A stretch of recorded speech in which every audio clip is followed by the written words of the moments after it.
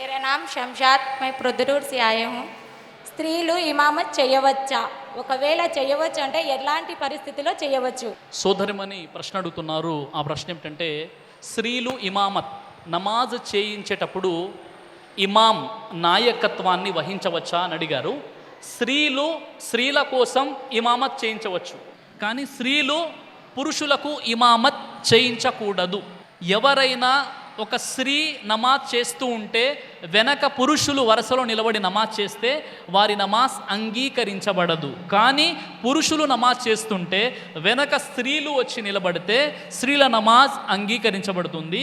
స్త్రీలు ఇమామత్ నాయకత్వాన్ని పురుషులకు వహించకూడదు. నమాజ్ చేసే విషయంలో స్త్రీలకు వహించాలి. ఆయిషా రదియల్లాహు అన్హా వారి యొక్క కాలంలో ఎక్కడ కూడా స్త్రీలు పురుషులకు ఇమామత్ వహించలేదు. ఎప్పుడు కూడా పురుషులు ముందు ఉంటే స్త్రీలు వెనకంజలో ఉండేవారు. కాబట్టి పంక్తుల్లో అన్నిటికంటే మంచి పంక్తి ఏంటంటే నమాజులో పురుషుల పంక్తి అని చెప్పారు.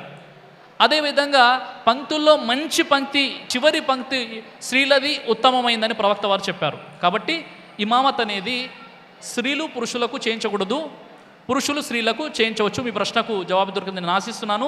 ఈ విషయంపై యూట్యూబ్లో నాదొక ప్రసంగం ఉంది, మీరు చూడవచ్చు. బ్రదర్ సిరాజ్ అని యూట్యూబ్ ఛానల్ని మీరు సబ్స్క్రైబ్ చేసినట్లయితే ఇన్షాల్లా దేవచిత్తం అయితే మీకు మరిన్ని వీడియోస్ వస్తుంటాయి. అదేవిధంగా బ్రదర్ సిరాజ్ అనేటటువంటి ఫేస్బుక్ని కూడా లైక్ చేయడం వల్ల మీకు వీడియోస్ వస్తుంటాయి.